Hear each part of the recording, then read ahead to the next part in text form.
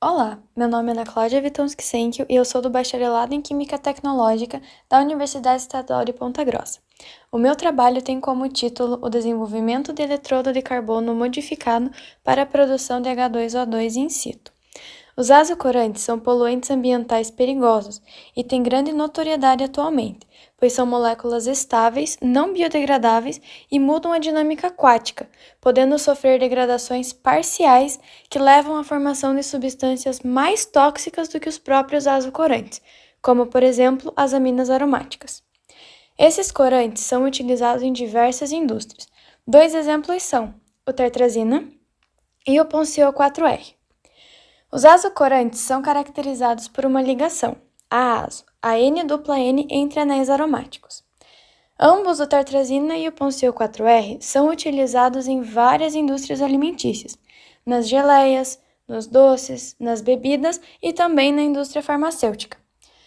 Vários outros azocorantes são também utilizados em outras indústrias, como as indústrias têxteis, de cosméticos e alguns são até proibidos em vários países. Já tem alguns estudos que comprovam que os azocorantes são catalisadores de diversos problemas comportamentais, como a ansiedade, a depressão e a hiperatividade. Também são causadores de outros problemas, como a insônia, a enxaqueca e doenças mais graves, como a lúpus e o câncer de tireoide e problemas renais, além de também poderem causar várias alergias. A degradação desses compostos é de extrema importância e vem sido amplamente estudado. Nesse sentido, o processo eletrofenton tem sido estudado e desenvolvido para aumentar a eficiência da degradação. Esse processo é baseado na reação entre o H2O2 eletrogerado in situ no cátodo e a adição de ferro como catalisador, para transformar o H2O2 em radicais hidroxila, radicais estes que apresentam alto potencial de oxidação.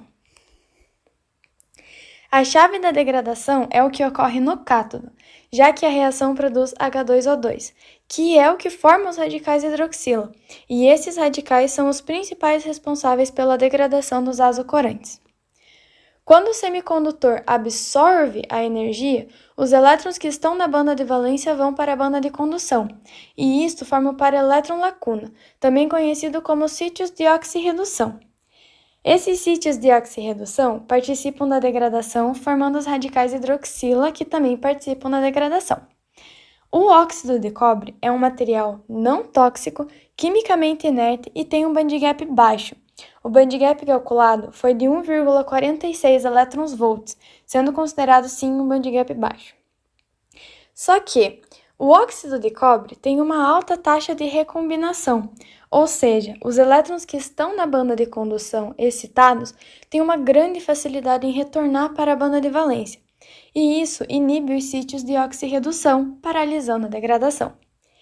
A argila bentonita é um composto natural, de baixo custo e apresenta uma alta área superficial e uma alta porosidade. Ela funciona como um suporte sequestrador de elétrons, já que no seu espaço interlamelar ela apresenta água e cátions intercalados. Esses cátions e a água funcionam como sequestradores de elétrons. Isso significa um aumento na eficiência da degradação. Esses elétrons ficam presos na argila, permanecem por mais tempo na banda de condução, e isso deixa os sítios de oxirredução mais tempo ativos, aumentando a formação dos radicais hidroxila e aumentando a degradação.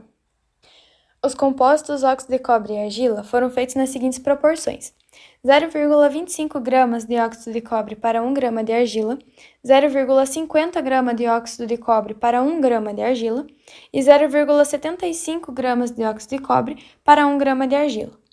Para a imobilização do óxido de cobre na argila, foi dispersado 1 grama de argila em 50 ml de água ultrapura, e essa dispersão foi deixada em inchamento por 24 horas. Depois disso, foi levado para agitação e aquecimento enquanto o semicondutor era adicionado. Depois de formar uma pasta, foi deixado em secagem por 24 horas em 100 graus Celsius, e então o pó foi caracterizado. Na difratometria de raio-x, temos em A o óxido de cobre puro, em B a argila e em C, D e E os compostos.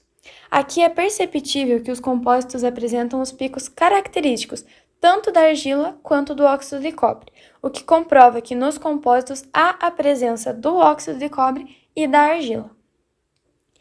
Na espectroscopia de fotoluminescência, nos mostra a intensidade da taxa de recombinação. O óxido de cobre puro apresenta uma alta intensidade na taxa de recombinação, enquanto que os compósitos, dando ênfase ao compósito 0,75:1, apresentam uma redução significativa na taxa de recombinação. Para a preparação do eletrodo, foi preciso 1,5 ml de solvente metanol e foram adicionados 1,2 ml do precursor metiltrimetoxicilano. Foi necessário agitar por alguns segundos.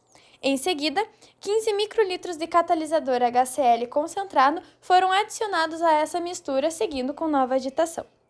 Depois disso, foi adicionado o pó seco de carbono grafite juntamente com os materiais, o óxido de cobre ou o compósito óxido de cobre-argila, e essa pasta foi homogeneizada com o auxílio de um bastão de vidro.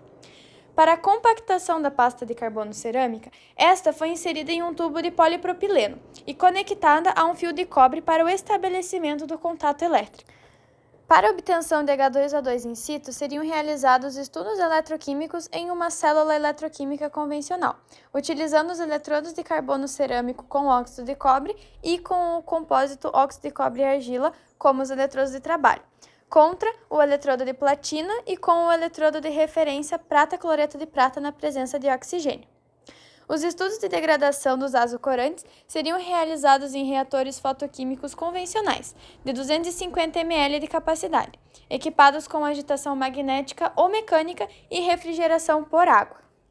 O processo Electron-Fenton é um processo de oxidação avançada de alta performance na descontaminação e no tratamento de águas residuais e efluentes. Seu aprimoramento é de grande interesse no ponto de vista ambiental e econômico. Nessa proposta, os eletrodos de carbono modificados com o compósito óxido de cobre e argila apresentam um caráter inovador e são facilmente produzidos e apresentam um potencial de uso em grande escala.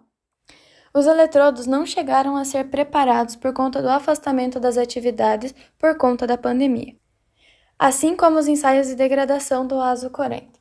Mas os eletrodos modificados com óxido de cobre e argila apresentam características suficientes para ser amplamente produzido e utilizado na degradação de efluentes contendo compostos orgânicos persistentes.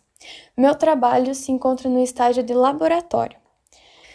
Meus agradecimentos ao CNPq pelo apoio financeiro para o desenvolvimento desse projeto, à Universidade Estadual de Ponta Grossa pela estrutura e para a professora doutora Cristiana Andrade Pessoa por todo o incentivo em continuar a pesquisa e os estudos.